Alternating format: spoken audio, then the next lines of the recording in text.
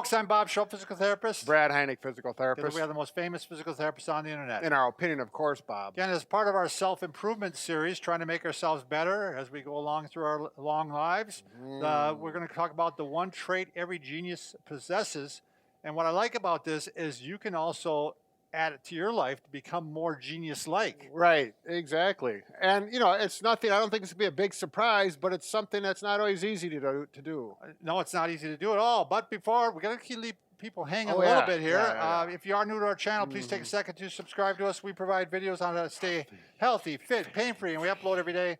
Also, you're going to want to join us on some of our social media platforms.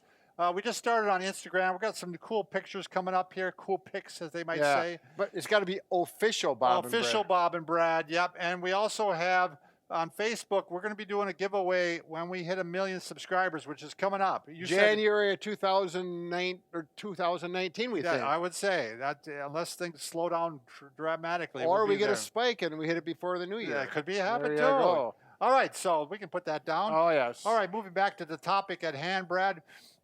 I'm a big fan of Bill Gates and Warren Buffett, and they actually gather together every year at this kind of conference thing. And at one year, they ask all the participants who were there to take a piece of paper. Don't show the answer yet. Oh no, beware, Bob. You want to be Bill Gates? Well, you know, I was going to say, I watched them on YouTube. They're interviewing them. What I like about both of them, they're like really down-to-earth people. Yes, they like are. the richest people in the world. And I saw Bill Gates, he's driving an SUV that the average person drives, and they're both sitting there with, you know, garments like we're wearing. Well, and he's dedicated his life to philanthropy, too. So I mean, giving away money. Yeah, thank you. So anyway, they both wrote down their answer. Yep. Write down your answer, Brad. Oh, yes. Just wait. Okay. All right, give me one.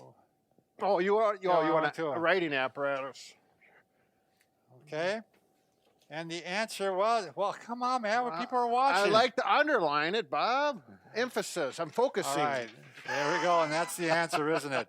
Focus. Yeah. And they both, if you read like their biographies, you will find out that they were focused on their specific topic for a long time. So, you know, this is something that in our ADD society, it's very difficult for most people to do. But if you take the person non-focused versus the person that can focus, that person's going to have a great leg up on the others. Sure. So I'm going to give you some examples. Steve Hoffman, probably never heard of him, unknown professor at the University of Missouri, Columbia. He solved a math problem that had stumped his peers for 40 years. And it was called Cato's conjecture. And this was like considered to be the holy grail if you could solve this. Sure. So he started in the year 1996, and he actually solved it in 2000. So 4 years. And the thing that struck me about the article about him is that he would think about this thing all the time. He focused on it. Sure. 2 to 8 hours a day, while he's in the shower, while he's biking. He thought about it continuously. So I don't know how smart this guy is, but I mean, there's been some really smart guys to come through in the last 40 years, and they weren't able to do it, and he could. And like you said, 4 years, and they've been working on it other minds been working on it for a total of 40. So right, focus. Yep. I'm going to give you an example from the animal world, Brad. Okay. So I saw this. I thought it was really cool. This was how they pick out dogs for drug sniffing. Oh, I thought you were going to talk about like you and I animals. Wow. Go on. I have no idea where you went with that. But anyway, so they go into a kennel, and there's a whole bunch of dogs. And what they're looking for, they'll bring a ball, and they're looking for the dog that just is so focused on that ball, no matter where it goes, they want that ball. Right. And then eventually, what they do is they actually substitute in drugs for that ball. Sure. And then, of course, when that dog, is set upon a truck or something to look it over, he wants those drugs because he's focused. Right. He's got that personality. Right. It's in their, oftentimes in their genes, and Yeah, either you have it or you don't to some extent with dogs. So, but if you yourself can become more focused and learned to focus on your topic, you're going to become a lot more successful. Right. We'll give you another example. In 1944, Hans Asperger. You maybe have heard of Asperger's syndrome. Hans or Hans? Hans. Hmm. You got it right. There you go. He was an Austrian psychiatrist and pediatrician, and he observed 4 children who had these social deficits and communication skill deficits. But what he did notice about them is that they had these obsessive interests in objects to the exclusion of all others. Like they might be interested in vacuum cleaners or cars, or a lot of people know the movie Rain Man. Sure. And what was he all obsessed with? Well, he is obsessed with numbers. Right.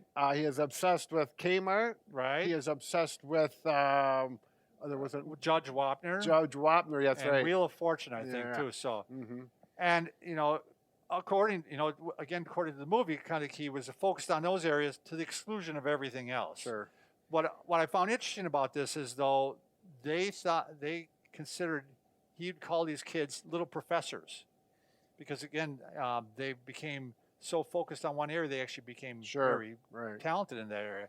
And I've known some people with Asperger's. A friend of mine has a nephew, and he got his PhD in biochemistry. Okay. Because again, he loved chemistry. Right. So it's not a death sentence.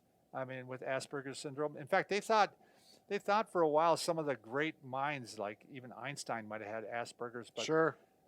I don't think they did, but the fact that they even thought that shows you that the importance that they put on focus. Right. So, right.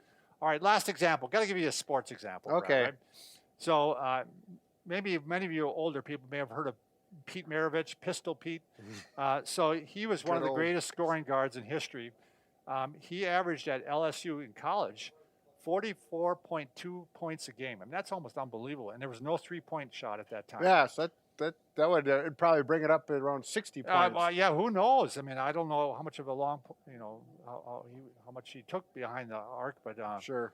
So anyway, but what's interesting about him, what I read about him too, is that when he was a kid, during the winter months he was going to school, he'd practice 4 hours a day of basketball, which isn't that unusual. But during the summer, he'd practice 8 to 8.5 hours a day. Just shooting hoops. Just shooting hoops. Sure. I mean, what kid does that? And that's a focused, obsessed kid. And I mean, it led to success. Sure. So anyway, Bob, go on. Yeah, go ahead. I think for the average person, not that.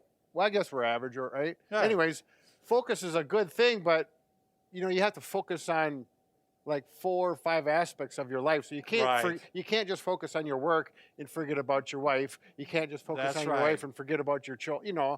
So but to balance you can focus on an area and kind of give it, a little more attention than and other things. I mean, again, I'm going to give the example of YouTube, Brad. I mean, when we started with YouTube, I was focused on it. I mean, I brought this up example before. My wife was like, "What are you doing up there? What are you doing on that computer?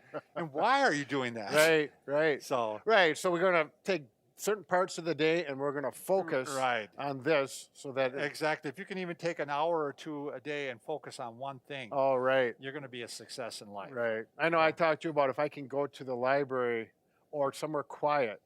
If I'm working on a video and my wife comes on and starts talking to me, I'm shot. Yep. I can't. I have to focus it and let everything else go away. So, that's a really that's good why example. I go to the library. Right. People thought libraries were dead. So, all right. Thanks everybody for watching. Thanks for focusing on us. Thank you.